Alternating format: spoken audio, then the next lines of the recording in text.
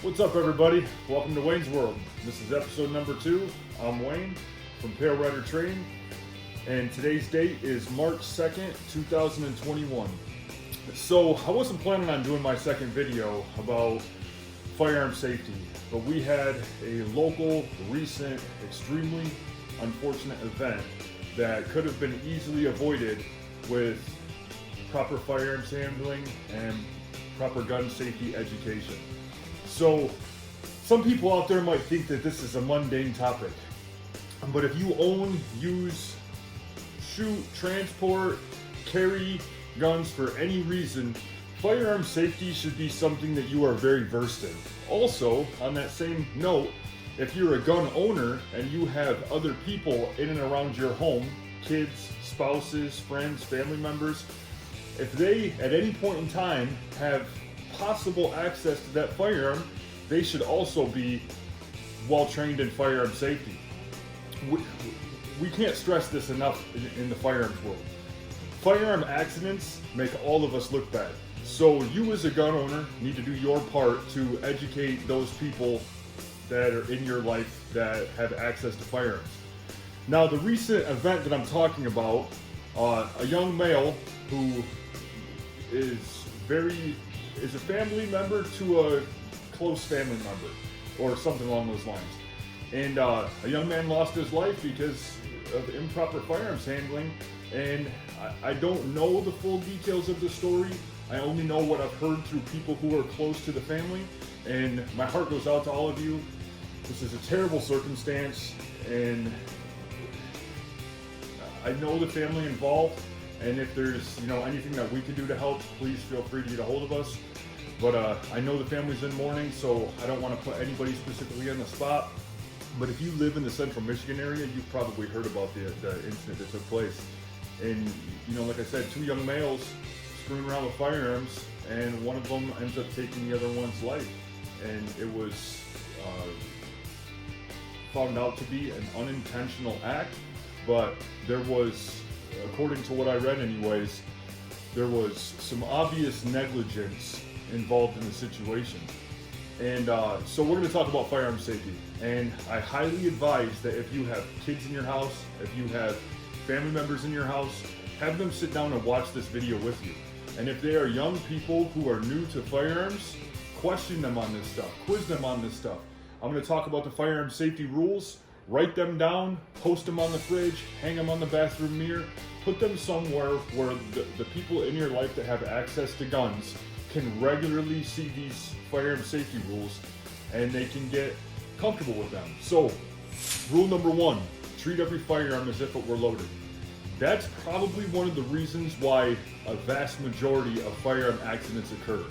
People handle firearms and they're pointing them all over the place and they're pointing them at other people in their surroundings, and they got their finger on the trigger and they squeeze a little too hard and the gun goes off. Easily avoidable situation. So if you've ever come to one of my classes or you've been around me with firearms, you'll notice that even if I got 50, 60 people around me, I'm never pointing that gun in someone's direction. I'll move around in all kinds of weird ways while I'm handling that firearm to make sure that it's not pointing in someone's direction. And it's second nature to me because I've handled a gun for so long and I've carried a gun every day of my adult life, but it's not second nature naturally. It's something that has to be instilled in your muscle memory and instilled in your thought process always when you're handling a firearm. So rule number 1, treat every weapon as if it were loaded. Rule number 2 goes right hand in hand with rule number 1. Never point a weapon at anything you do not intend to shoot or kill. So if you are going to point your firearm at something other than a safe direction such as the ground, it should be something that you have at least possible intentions of putting a bullet into. We don't point guns at people for fun, and that's why a lot of these accidents happen. And when I'm teaching a course and I have a lot of people who are new or fairly new to firearms in there, I'm trying to stuff a lot of information in their brain at the same time, and I realize that people forget things and they miss a step, and if I'm not right there in close proximity, it could end up being a dangerous situation because I realize that people that are new to guns don't have this instilled in their thought process yet. So that's why I'm always right there within half an arm's distance to any of my students that have loaded guns. That way I can stop an accident from happening before it does. And fortunately, knock on wood, I've never even come close to having a catastrophic accident on any type of firearms range I was running, whether it was for law enforcement, civilians, military, doesn't matter, because I'm proactive about safety, and safety is my number one concern. So rule number one, treat every weapon as if it were loaded. Rule number two, never point a weapon at anything you do not intend to shoot or kill. Rule number three, keep your fingers straight and off the trigger until you're ready to fire. So this right here needs to become a habit. Your finger position, anytime you grab a firearm, whether it be a rifle, a shotgun, a pistol, a revolver, doesn't matter. Your fingers should automatically go pressed against the portion of the frame that's above the trigger guard, and on a semi-automatic pistol below the moving portion of the slide. So this needs to become an automatic, but it is not a person's natural tendency. Through seeing thousands of people handle firearms, it is people's natural instinct to grab a firearm with their finger pressed all the way through the trigger guard and on the trigger. It's their natural tendency. Even if someone's never touched a gun before, most people naturally grab a gun and their finger gravitates towards the trigger. It's the way they're designed for you to hold them, but through proper training and building that muscle memory and being proactive about safety, we can get very used to keeping our finger in this position. Your two primary safeties should be, number one, where is the muzzle of my firearm pointed? So the end of your barrel that the bullet comes out of, that's your muzzle. And it should be through training and repetition and thinking about safety, it should become a natural instinct to always know where the barrel of your gun is pointed at all times. So finger placement and where your muzzle is pointed, those are your two primary safeties. Next rule, keep your weapon on safe until you're ready to fire. Now this is a kind of a preference-based rule, especially when it comes to handguns. I personally don't normally carry a handgun that has an external safety selector switch on it. Some handguns do have one or more external safety selector switches on them.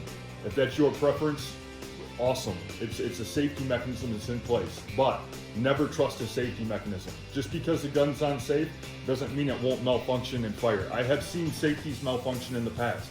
It's a mechanical piece that could malfunction just like anything else. So if you want a safety, awesome. If you prefer to have one on a personal protection handgun, I highly advise that you practice with an empty weapon, drawing your firearm from wherever your concealment holster is, and automatically, as soon as that gun starts coming unholstered, you hit that safety selector switch and then point your gun down range at your intended target. Do that on repeat over and over and over again. 5 minutes here, 5 minutes the next day, 10 minutes the next day. Practice that way you build that muscle memory of your draw stroke and hitting that safety selector switch become one simultaneous motion in your muscle memory. Next rule, next rule, be aware of your target and what is behind it, next to it, and beyond it. Not just what you can see, but what is within your bullet's traveling path at the distance that bullet can carry. So if I'm out here in my yard shooting, is there houses or people or vehicles in close proximity to where if I missed my intended target, I could accidentally hit that person, house, or vehicle? And that's something that we also need to be aware of. What's on the other side of that wall? If you have a firearm in your house for personal protection, how close is your neighbor's house to your house? Are you in an apartment? We got to think about these things when we're thinking about what firearm to get to use for personal protection and home security. So I'm going to repeat those rules again, and I highly advise if you have young people, not just kids, but anybody who's new to firearms, have them write this down and put it somewhere where you can regularly see it. Rule number one, treat every weapon as if it were loaded. Rule number two, never point a weapon at anything you do not intend to shoot or kill. Rule number three, keep your fingers straight and off the trigger until we're ready to fire. Rule number four, keep your weapon on safe until you're ready to fire. And rule number five, be aware of your target and what is next to it and behind it. And like I said, not just what you can see, but what is on the other side of what you can see. What's on the other side of that wall or that berm or whatever. Another thing I want to talk about, anytime you touch a firearm, unless you are 100% sure that gun is supposed to be loaded, and you know it's supposed to be loaded, like for instance, when I get up in the morning, I grab my known loaded handgun off of my nightstand, and I just real quick do a brass check. I look right there in the chamber. I just pull my slide back a little bit, and I look right there in the chamber to make sure that I have a round in there. I tap the back of my slide forward, I make sure my magazine's fully inserted, and then I holster my loaded weapon and I go about my daily routine. Unless that's the situation and you're sure that gun's supposed to be loaded, I highly advise that you check that firearm in 3 places and you check it 3 times to ensure that it's unloaded. This will stop accidents from happening, and it takes 2 seconds. Build a habit of doing this. Get your children and your family in the habit of doing this. And it's not just with pistols, it's rifles, shotguns, any type of firearm. You should triple check and check 3 places to make sure it's unloaded. So those 3 places with the semi-automatic pistol specifically. So first place I want to check, I want to physically stick my finger or a portion of my finger in that magazine wall and make sure that there is no magazine inserted in there. So that's place number 1. Place number 2, you want to lock your slide back and look right down in there in your chamber and make sure there is not a round sitting in there. And then place number 3, I want to look down in my open chamber and make sure that I can see daylight underneath. That's 3 places. Then I'm just going to rack my slide back and forth a couple different times, lock my slide open, and then I am well more than 100% sure that my gun is unloaded.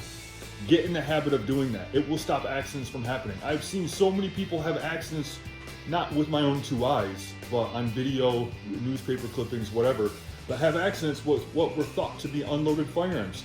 And through a simple check, you can make sure that any firearm that you touch is unloaded. If this video goes out there and it helps one person stop a catastrophic accident from happening, then I did my job for the day. And I highly advise you get in the habit of this. There's 2 reasons why accidents happen. Number 1 is ignorance. That means you don't know. And through proper training and education and building muscle memory and proper mindset when it comes to guns, we can avoid that ignorance and learn what we're properly doing. Probably more so than ignorance, I see accidents happening because of negligence. That means that someone knows better but chooses not to do better. You know, young people that don't understand firearms, they're going to emulate what they see on TV. They don't understand how to handle guns. You know, they're grabbing their guns, they're pointing it at their buddies for fun. I've seen this play out on TV programs, in video clips, and different things. And that gun goes off and someone loses their life or gets seriously injured because of it. That's a completely avoidable event if you handle these firearms properly. Now, a mistake that I see a lot of people making when it comes to checking firearms to see if they're unloaded. So I'm going to unload this magazine here so I have an empty one and a full one.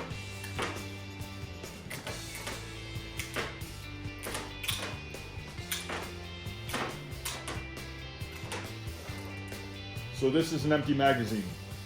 I insert my empty magazine in my firearm. Now most semi-automatic firearms or pistols will do this, not all of them, but most of them. Now, when my slide comes backwards and I'm not pushing my slide stop up, on an empty magazine, my slide will automatically lock open.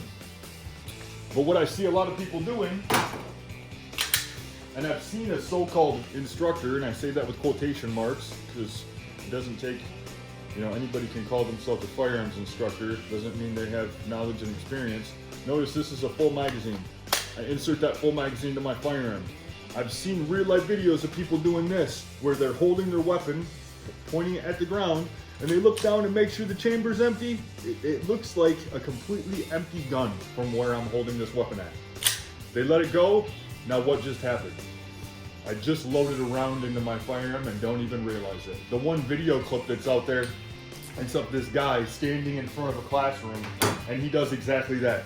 And he has the same manufacturer firearm that I have here, and you can see from the camera angle that there's a magazine inserted. And you see him, he's kind of down talking the students sitting in front of him, telling them how great he is and how inexperienced they are. And you see him pull the slide back, and you see the magazine inserted, and then he lets it go, and right then and there I know the gun is loaded. Because if that was a unloaded magazine, it would have locked the slide open. Well, then the dummy has his finger on the trigger, and luckily the gun's pointed in a safe direction, and he's talking to the people in front of him, and he shoots himself in the foot. And then the guy acts like it was on purpose to prove a point. He really proved a point right there, all right? But take this stuff seriously. Guns are a serious tool. They're not toys. You know, be proactive with your children. Be proactive with the people in your house. Have them watch this video. Have them write those safety rules down, and then quiz them on it regularly. You know, this is our responsibility as, you know, responsible gun owners to train those that are less experienced than we are. You know, get them used to proper handling skills and proper safety. And hopefully through us doing this and, you know, all of us working together, we can ensure that accidents like the one that happened around here don't happen. Anyways, welcome to Wayne's World. I appreciate you watching this video. Have your family watch this. And until next time, have a great day.